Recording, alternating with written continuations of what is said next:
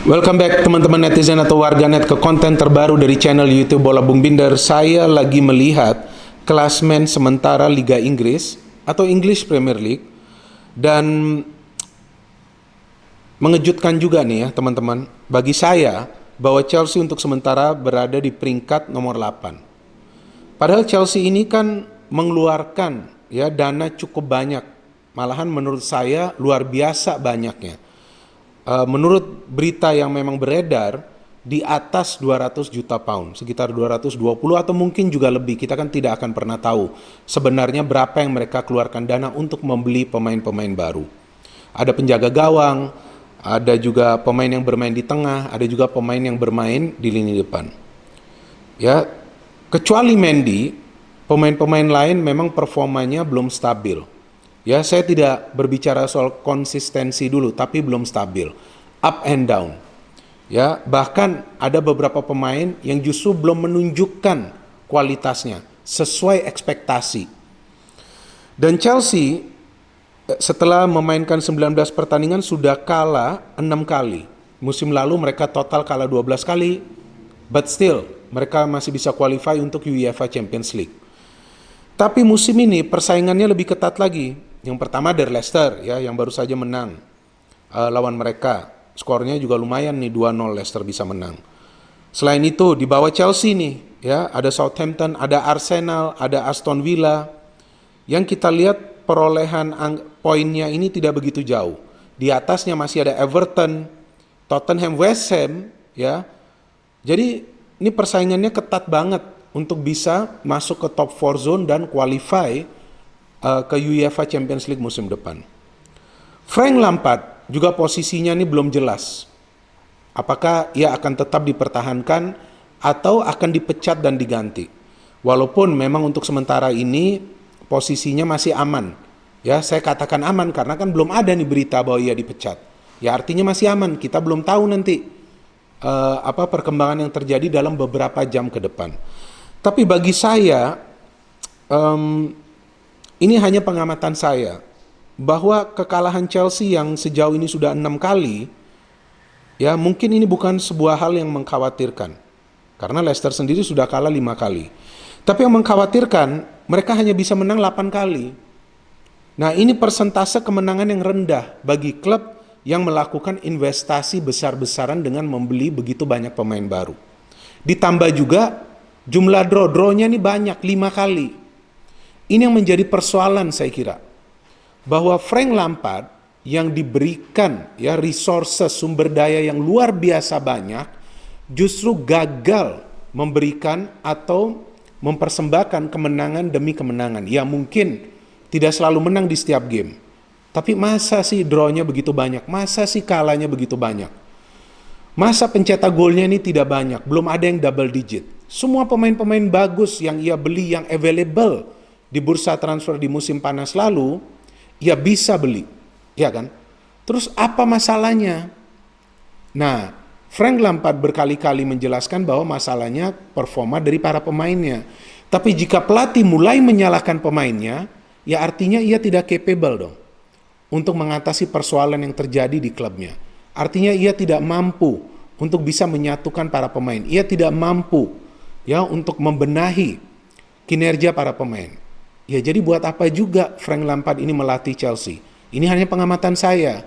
Karena bagi seorang pelatih bukan hanya ya ia perlu mengatur strategi dan juga formasi, tapi ia juga perlu develop pemain. Ia juga perlu meningkatkan kinerja dari para pemain. Jika pemainnya lagi bagus-bagus saja, diusahakan pemain tersebut tampil lebih bagus lagi.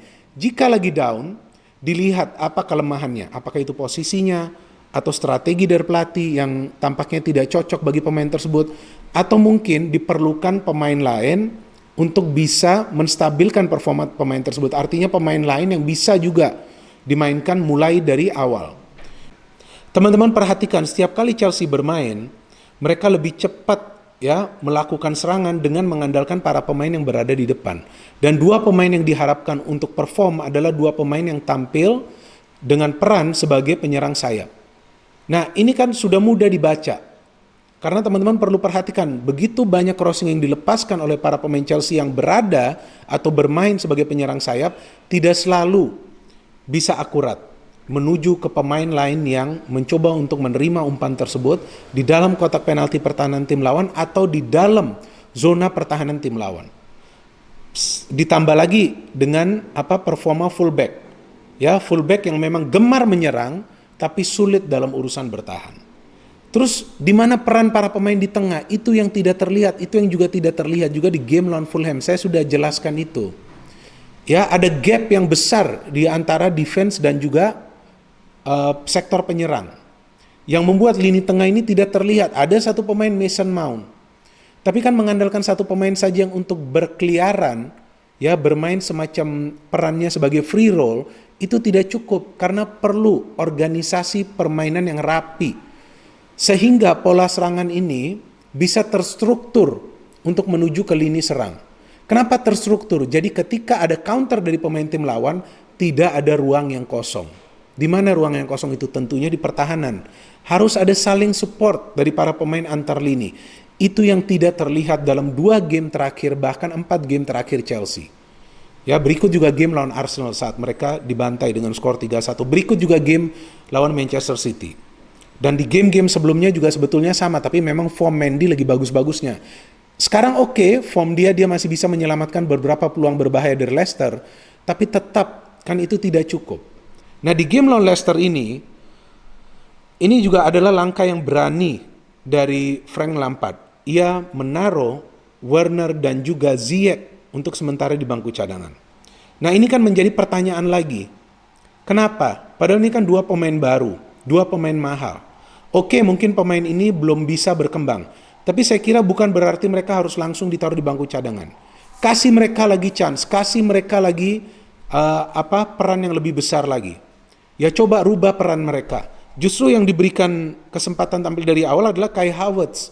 Saya lihat biasa-biasa saja pemain ini bermain, dan akhirnya betul kan, Havertz digantikan dengan Ziyech. Nah, ini saya kira ada kekeliruan sepertinya dari Frank Lampard. Ini hanya berdasarkan pengamatan saya bukan menilai kinerja Frank Lampard. Karena bahwasannya ketika Ziyech main, ya ia masih bisa menarik perhatian para pemain tim lawan walaupun sekarang form dia juga lagi menurun. Dan walaupun ia tidak support dari segi defensif, tampak ia pemain yang sedikit malas untuk ikut terlibat dalam urusan bertahan bersama rekan-rekan yang lain.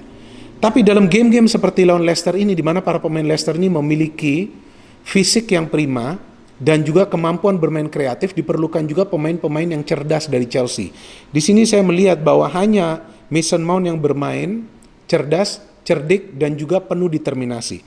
Pemain-pemain lain sepertinya menunggu bola. Tidak banyak peluang berbahaya dari Chelsea. Sebaliknya dari Leicester, mereka pintar. Lihat dari gol pertama, ya, shot corner, mereka memberikan umpan tarik. Ada sepertinya Barnes yang ingin menendang, miss. Tapi lihat Ndidi yang dalam free position. Ya, kemana pemain lain Chelsea? Saya kira semua pemain Chelsea itu fokus berada di dalam kotak penalti. Jika memang ada terjadi perubahan skema corner, ya tentunya ini seharusnya sudah bisa diantisipasi. Kan biasa itu dilatih dalam sesi latihan.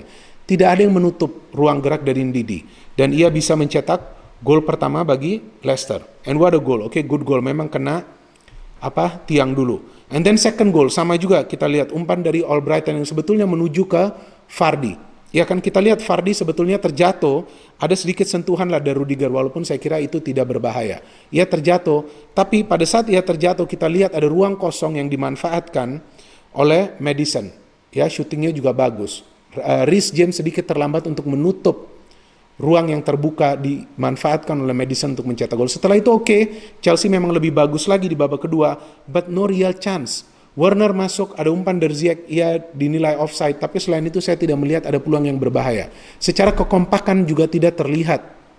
Jadi ketika strategi atau taktik lah ya dari pelatih tidak bisa dipahami oleh para pemain, yang terjadi tampak jelas, yakni permainan yang tidak kolektif. Dan itu sudah berkali-kali terlihat dalam permainan Chelsea. Saya juga pernah jelaskan bahwa beberapa pemain Chelsea coba mengirimkan crossing mungkin ya tanpa melihat dulu posisi pemain lainnya, posisi rekan mereka lainnya. Sehingga beberapa crossing yang diberikan juga ini tidak akurat menuju ke pemain yang coba mereka target. Dalam urusan mencetak gol, tentu mereka harus menciptakan peluang mencetak gol. Reece James justru coba untuk syuting langsung. Chilwell adalah sekali umpan yang dia berikan, saya kira ke Havertz ya itu ya. Tapi selain itu kan tidak ada, lebih banyak adalah individual play, sama juga yang coba dilakukan oleh Ziyech. Jadi ada perubahan besar yang perlu dilakukan oleh Chelsea. Dari mana? Saya kira sekarang sudah saatnya perubahan dari pelatih. Pelatih baru siapapun itu nantinya, yang pertama harus bisa develop chemistry di antara para pemain. Dan chemistry di antara para pemain itu bisa didevelop ketika taktiknya ini jelas. How to pass, ya kan, how to open space. Ini tampak jelas di beberapa tim lainnya, seperti Liverpool, walaupun Liverpool lagi sulit meraih kemenangan, seperti Manchester United, Arsenal sekarang mulai bangkit dengan permainan seperti itu, para pemain bergerak passing, coba cari ruang gosong, ya kan? Terus Leicester lebih-lebih kita lihat ini tim yang sebetulnya materi pemainnya biasa-biasa saja, tapi pergerakan dari para pemain, passing dari para pemain, kepintaran dari para pemain untuk memanfaatkan celah di pertahanan tim lawan, itu semua mereka tunjukkan, dan bisa saja Leicester sebetulnya menambah gol kan. Ada beberapa saves juga yang dilakukan oleh Mendy, salah satunya yang krusial dari Tielemans. Kemudian Albrighton saya kira yang golnya dianulir karena offside, tapi lihat develop serangannya dari Leicester, tertata rapi. Semua tim mengalami tren yang buruk, tapi mereka perlu bangkit jika memang materi pemain mereka bagus. Seperti Chelsea saat ini, they have everything, betul kan? Mereka punya segalanya. Tapi sayangnya pelatih yang tidak berpengalaman dan pelatih yang tidak bisa merubah performa mereka dengan mengandalkan semua sumber daya pemain yang ia miliki. Nah, saya pakai kacamata karena saya sulit membaca. Nah, maka itu saya pakai kacamata, tapi kalau enggak, saya biasa-biasa saja. Anyway, terima kasih sudah menonton konten terbaru ini. Silakan berikan counter analisa kalian, dan juga saya ingin menanyakan, apakah kalian setuju Lampard stay atau Lampard out? Are you Lampard stay team or are you Lampard out team? Bagi saya, Lampard perlu out, bukan Lampard ya, Lampard perlu out, ganti dengan pelatih yang lebih berkualitas karena materi pemain Chelsea sekarang sudah matang. So we wait for next games of Chelsea. Makin berat bagi Chelsea jika Lampard dipertahankan. No hate, only football. Salam sepak bola.